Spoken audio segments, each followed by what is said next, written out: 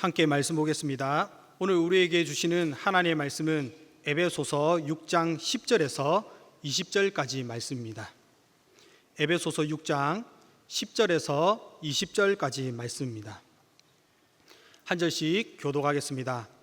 끝으로 너희가 주 안에서와 그 힘의 능력으로 강건하여지고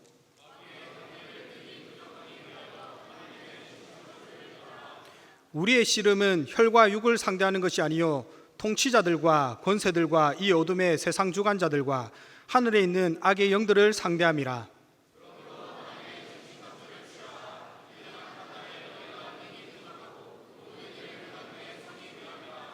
그런즉 서서 진리로 너희 허리띠를 띠고 의의 호신경을 붙이고 모든 것 위에 믿음의 방패를 가지고 이로써 능히 악한 자의 모든 불화살을 소멸하고 모든 기도와 간구를 하되 항상 성령 안에서 기도하고 이를 위하여 깨어 구하기를 항상 힘쓰며 여러 성도를 위하여 구하라.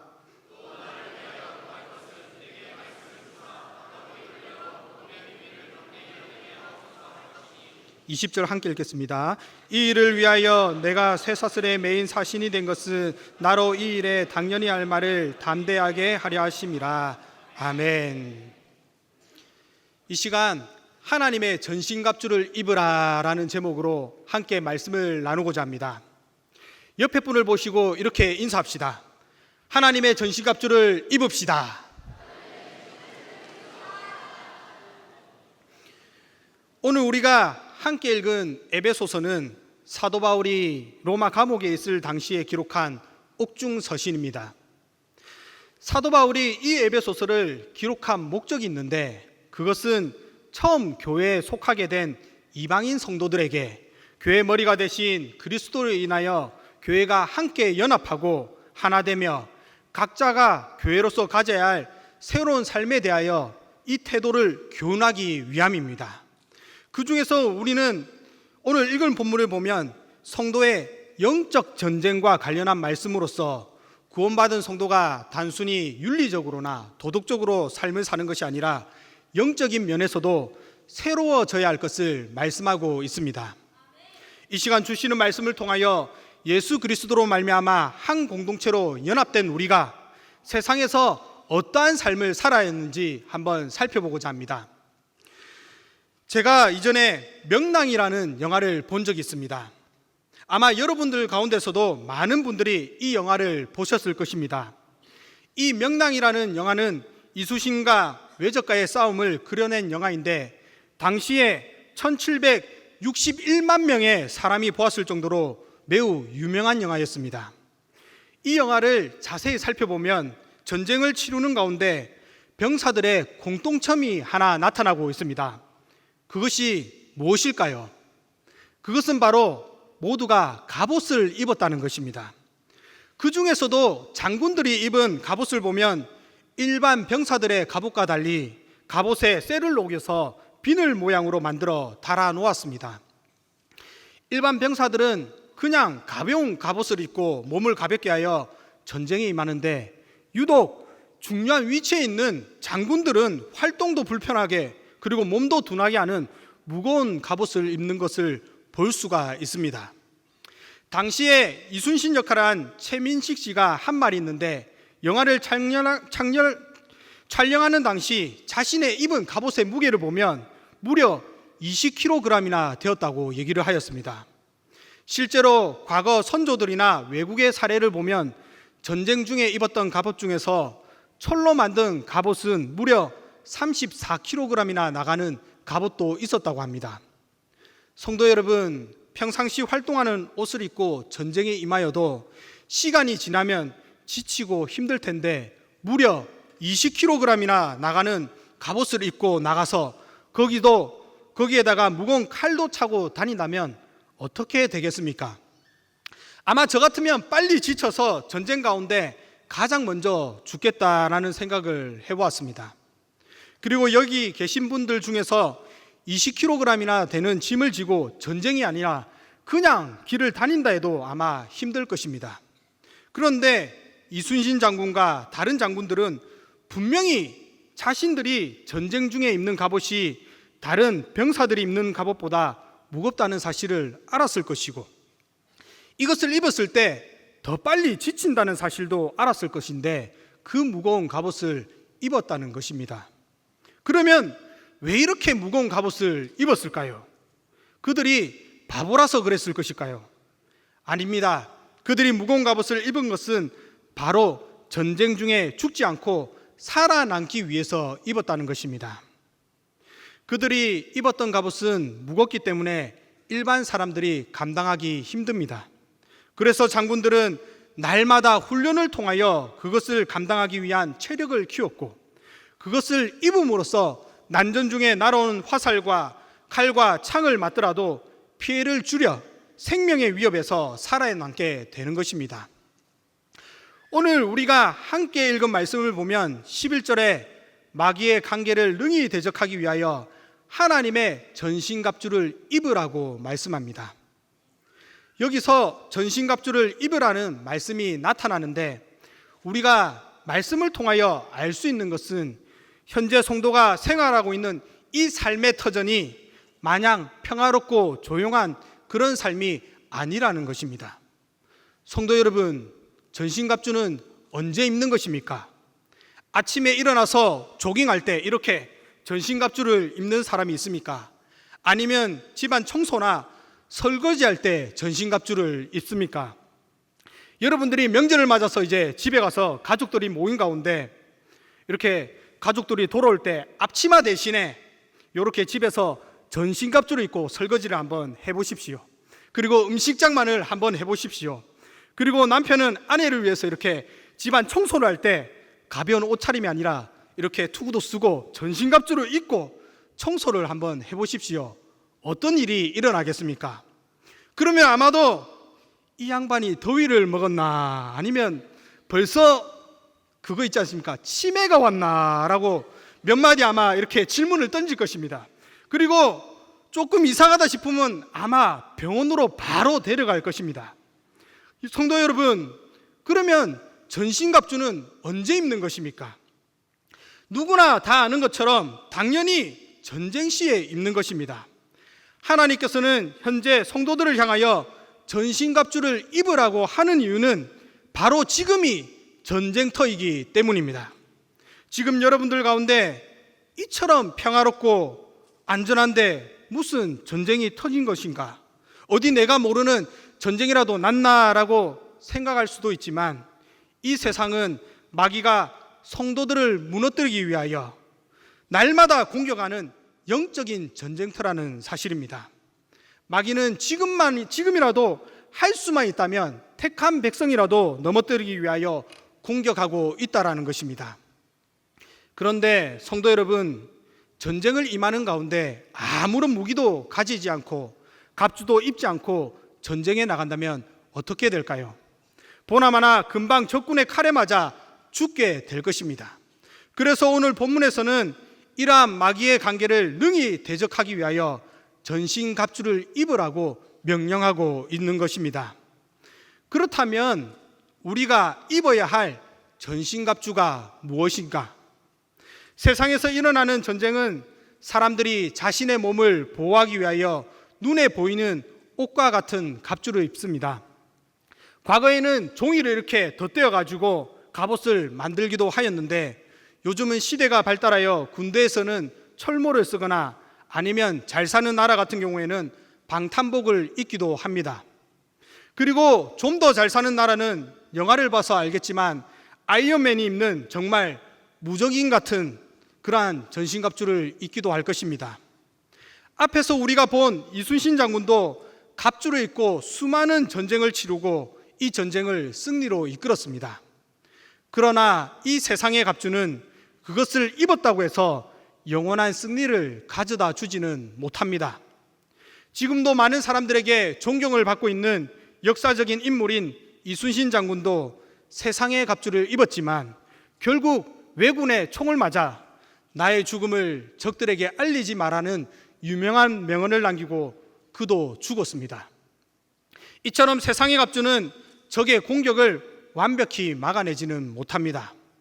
그리고 알아야 할 것은 우리가 임해야 할 전쟁이 세상에서 피를 흘리고 사람들을 이렇게 직접 죽이고 하는 혈과 육의 전쟁이 아닌 통치자들과 권세자들과 어둠의 세상 주관자들과 하늘에 있는 악한 영들을 상대로 하는 영적 전쟁인 것입니다. 그래서 오늘 본문에서는 단순히 세상의 갑주를 입는 것이 아닌 하나님의 전신 갑주를 입으라고 말씀하고 있습니다. 성도 여러분, 전신 갑주가 무엇일까요? 그것은 온몸을 완전히 보호하는 것으로 악한 대적들이 그 어느 것을 공격하더라도 막아낼 수 있는 완전 무장을 하는 것을 말씀합니다. 마귀는 지금도 우리가 하나님의 전신갑주로 무장이 되어 있는지 아니면 약점이 있는지를 찾아다니며 공격하며 그 사람을 찾아서 마음에 분란을 일으키게 만듭니다. 우리가 10월 27일 200만여 명 광화문 연합예배를 준비하는 가운데 특별히 한국의 복음의 역사가 불길같이 타오르고 동성애와 차별금지법이 폐지되고 하나님의 공의가 바로 서는 대한민국이 되고자 한 마음으로 이렇게 마음을 모으는데, 사탄은 이에 대하여 동성애는 사람이 태어나면서부터 타고난 성향인데 그 정도는 인정해 줘야지, 그리고 교회가 사랑으로 그것을 받아들여야지 좋은 게 좋은 거지라고 유혹합니다.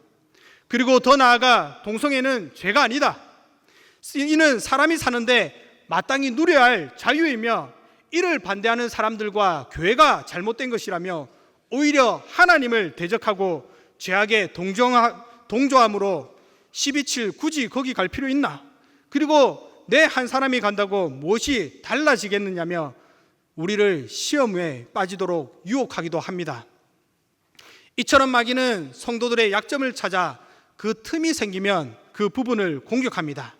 처음에는 작은 부분에 공격을 당하게 되어 별 이상이 없는 것 같지만 전쟁이 길어지고 시간의 흐름에 따라 점점 그 부분은 상처가 골마 커지게 되며 결국 치료가 늦어지게 되면 전쟁 가운데 승리를 맛보지 못하고 넘어지게 되는 것입니다.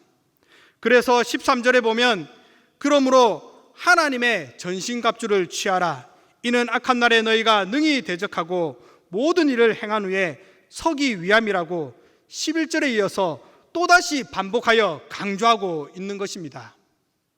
성도 여러분, 그렇다면 우리가 취해야 할, 우리가 입어야 할 전신갑주는 무엇입니까? 그것은 허리띠와 호신경입니다. 보통 남자들은 바지를 입을 때 이렇게 허리띠를 차게 되는데 이 허리띠는 바지가 내려가지 않도록 도와줍니다. 그리고 호신경은 갑옷의 가슴 부위를 보호하기 위하여 붙이던 것입니다. 그런데 우리가 차게 되는 허리띠는 본문에서 진리의 허리띠라고 말씀하고 있습니다. 진리의 허리띠, 즉 진리가 무엇인가? 그것은 요한복음 14장 6절에 내가 꼭 길이요 진리요 생명이니 라고 말씀하신 예수 그리스도, 그분이 바로 진리의 허리띠라는 사실을 명심하시기 바랍니다. 그리고 우리가 붙여야 할 호신경은 의의 호신경으로서, 의는 사람이 지키고 행해야 할 바른 도리인데 하나님 앞에서 바른 마음, 바른 자세로 행하는 가운데 있어야 한다는 말씀입니다. 따라서 우리는 마귀와의 전쟁 가운데 진리 되시는 예수님과 함께 동행하며 하나님 앞에서 바른 마음으로 행해야 하는 것입니다. 그리고 우리가 취해야 할 것은 평안의 복음이 준비한 신인데, 이는 평안의 복음 그 자체가 영적으로 군인이 된 성도들에게 있어서 전투화와 같이 안전한 신발이 된다는 말씀입니다. 또한 우리가 취해야 할 방패는 그냥 방패가 아니라 믿음의 방패입니다. 이 방패는 보통 방패와 달리 악한 자의 모든 불화살을 소멸하는 놀라운 능력을 가진 방패입니다. 우리가 마귀와 전쟁하는 가운데 이러한 능력을 가진 믿음이 없다면 우리를 향하여 날아오는 공격을 막지 못하고 결국 쓰러지게 되는 것입니다. 그래서 히브리서 11장에는 믿음으로 아벨은 가인보다 나은 제사를 드림으로 의로운 자라 하시는 증거를 얻었고, 믿음으로 에녹은 죽음을 보지 않고 승천하였고, 믿음으로 노아의 집이 구원을 받았고, 믿음으로 아브라함이 부르심에 순종하여 나아갔다고 말씀하고 있습니다. 그리고 요셉과 기생라합과 기드온, 바락, 삼손, 입다, 다윗, 사무엘 등 많은 사람들이 믿음으로 나아감으로 나라들을 이기기도 하며 불의 세력을 멸하고 칼날을 피하기도 하며 연약한 가운데 강하게 되어 전쟁 가운데 용감하게 이기게 되었다고 말씀하고 있습니다. 그리고 계속해서 우리가 취해야 할 갑주는 구원의 투구와 성령의 검인데 그것은 곧 하나님의 말씀입니다. 히브리서 4장 12절에 하나님의 말씀은 살아있고 활력이 있어 좌우의 날선 어떤 검보다 예리하며 혼과 영과 및 관절과 골수를 찔러 쪼개기까지 하며 또 마음의 생각과 뜻을 판단한다고 말씀합니다. 성도 여러분, 하나님의 말씀은 죽은 것이 아닙니다. 많은 사람들이 생각할 때 말씀은 우리가 듣고 그냥 지켜야 할 것이라고 생각하지만 이 말씀은 살아있으며 활력이 있고 심지어 혼과 영과 관절과 골수를 찔러 쪼개기까지 할 정도로 예리하며 우리의 숨겨진 마음까지도 판단하는 살아서 역사하는 능력의 말씀이라는 사실을 명심하시기 바랍니다. 마지막으로 이러한 하나님의 전신갑주를 입은 우리가 해야 할 것이 무엇인가? 그것은 바로 기도와 간구입니다. 18절 말씀 다 같이 함께 읽겠습니다. 모든 기도와 간구를 하되 항상 성령 안에서 기도하고 이를 위하여 깨어 구하기를 항상 힘쓰며 여러 성도를 위하여 구하라. 예수님께서 공생의 당시에 제자들과 함께 다니시다가 제자들이 귀신 들린 사람을 만나서 그 귀신을 쫓아내려 하였지만 쫓아내지를 못하였습니다. 이 예수님께서 귀신을 쫓아내시자 제자들이 주님께 물었습니다. 예수님, 어떻게 귀신들이 나갈 수 있었습니까? 그러자 예수님께서는 기도 외에는 이러한 유가 나갈 수 없다라고 말씀하셨고, 예수님은 창조주이심에도 불구하고 날마다 때를 따라서 기도하셨습니다. 그리고 예수님은 십자가에 달리시기 전 겟세마네 동산에서 땀이 핏방울이 되도록 기도하셨고, 제자들이 기도하지 않으므로 영적 전쟁에서 넘어질 것을 아시고 잠을 자는 제자들에게 시험에 들지 말라고 기도하라고 말씀하셨습니다. 이제 말씀을 맺고자 합니다. 사랑하는 성도 여러분, 오늘도 마귀는 관계를 펼치며 우리를 삼키기 위하여 우는 사자처럼 두루 다니는 가운데 있으며 때로는 광명의 천사처럼 나타나 우리를 유혹하는 가운데 있습니다. 만약 우리가 방심하여 기도하지 않거나 진리와 믿음과 말씀으로 무장되어 있지 않다면 우리는 영적 전쟁에서 넘어질 수밖에 없기에 하나님의 전신갑주를 입고 기도에 힘써야 하는 성도가 되어야 할 것입니다.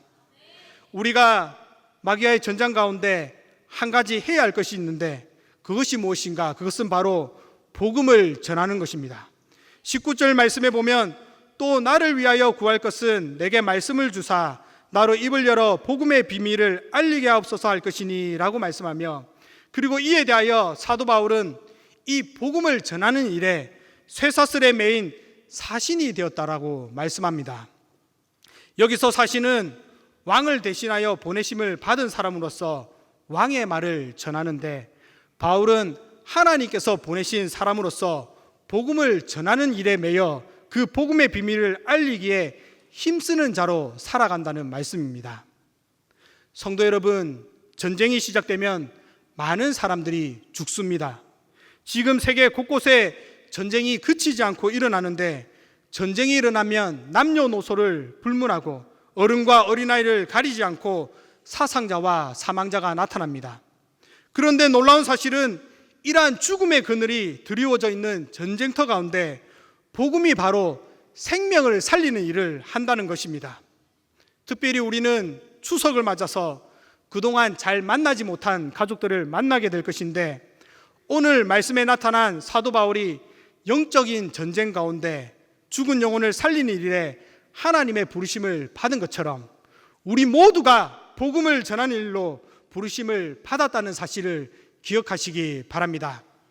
따라서 우리 모두가 하나님의 전신갑주로 무장하고 마귀를 능히 대적하는 가운데 우리의 입을 열어서 믿지 않는 가족들에게 복음을 담대히 전하고, 믿는 가족들에게는 12.7 한국교회가 다시 일어날 수 있는 복된 소식을 전함으로 죽어가는 생명과 대한민국을 살리는 영적 전쟁에서 승리하는 저와 여러분들이 다 되시기를 바랍니다.